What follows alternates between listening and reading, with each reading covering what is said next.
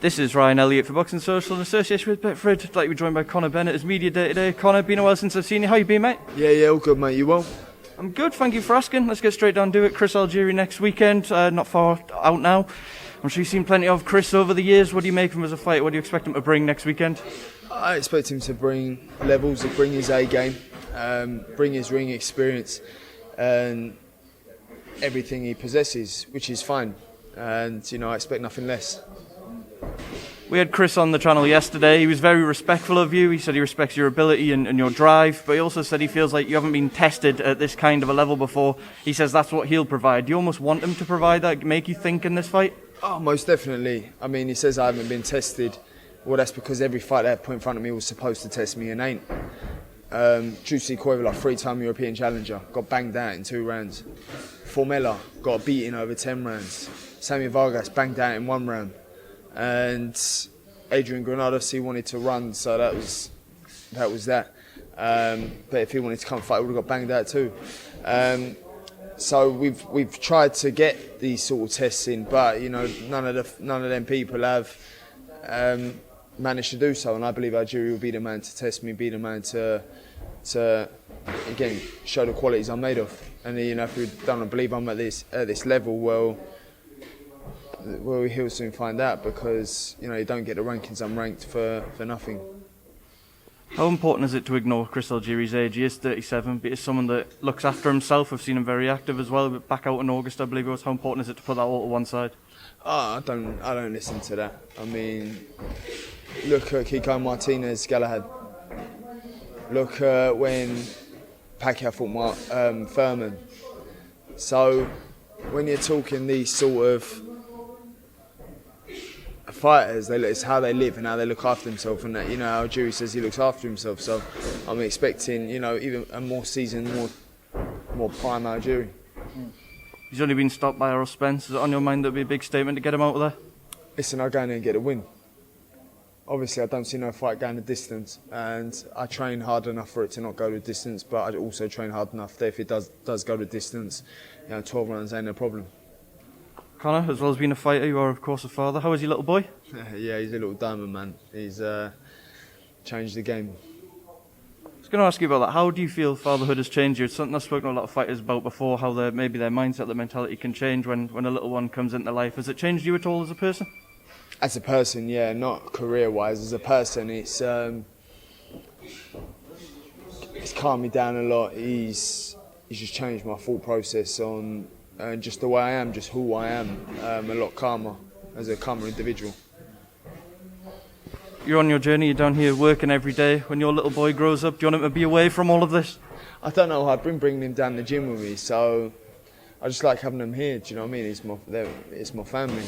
So obviously my other immediate family is all in Australia, so to have my own little family here with me, I'm bringing them everywhere with me as much as I can. Conor, I was there that night you fought Adrian Granados. I just wanted to go back to that. We were expecting him to bring the heat, to be a very exciting fight, and it was quite bizarre in the end the way he approached it. How do you reflect upon that whole experience of that fight with Adrian? Well, I hit him hard early doors with a left hook, and I see it shook him to his boots, and then since then he just didn't want to engage, which is fine, but there's only so much you can do with someone that's running. He was on his bike the whole fight. Anyone else would have waited and maybe thrown 2 shots around and made sure then 2 shots landed. Nah, if you're there, I'm gonna try and hit you. Irrelevant of how fast you're moving or how quick you're moving, I'm gonna throw shots. I will throw shots. 3-4, whether they miss or land. And you better hope they don't land. So that's my outlook. I could have just thrown 1 or 2 around and been more cool, calm and collected, but no, I wanted to go in there and do damage. So if I throw 3-4 and only land 1 of them because he's moving so much, then that's fine. Conor, that was a fight that was delayed due to you testing positive for COVID. I just want to go back to that. How much did it affect you? Can you tell us how it kind of was recovering for that and then going into a fight with Granados? I was definitely hard recovering from COVID. I mean, I only had about 6 sparring sessions left before the fight after recovering the 2 weeks in isolation. It was hard, man. I mean, sparring was hard. I was struggling to breathe. But I said to Tony, I got him on my worst day. That's exactly what I've done.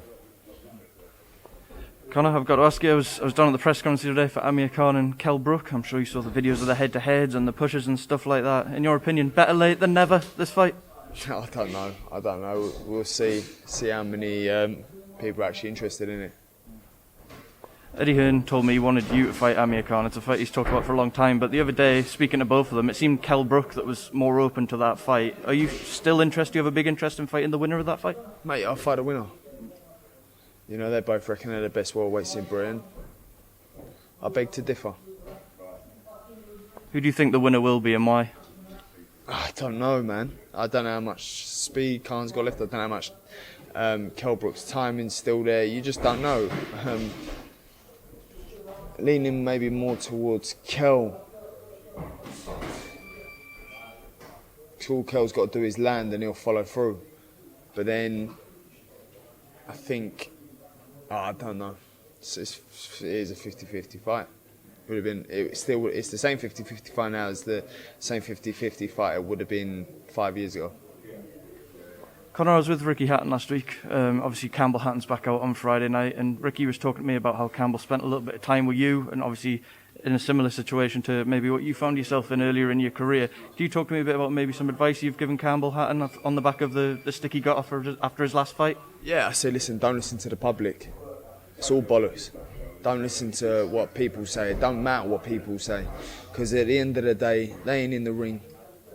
You know, if they were in your position, they wouldn't fight. They'd be dossing off their parents like you could be doing, like I could be doing. So don't listen to them.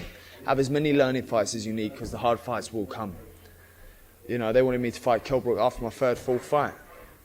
Yeah, all right, mate. Do you know what I mean? Don't worry about them. Worry about you. Worry about doing what you got to do. Forget all the smoke and mirror. Forget all that. And just focus on doing what you got to do. And you'll grow, you'll learn, but you just got to learn to cut it out. Once you've learned to cut it out and not listen to what the public and what the people say, you know, don't listen to them when they're praising you, don't listen to them when they're giving you negativity. Just focus on doing what you got to do. You will grow, you will learn. It's inevitable, it will happen.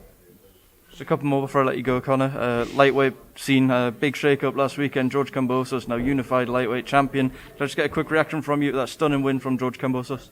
I was shocked, especially after the first round. Great fight, great for boxing, great for Australian boxing. He should be treated like royalty in Australia. The final one, Crawford Porter as well. We saw Terence Crawford sort of retain his belt, and Sean Porter announced his retirement immediately after. Who do you currently see as the best welterweight in the world? I'd have to say Crawford's still the best welterweight in the world.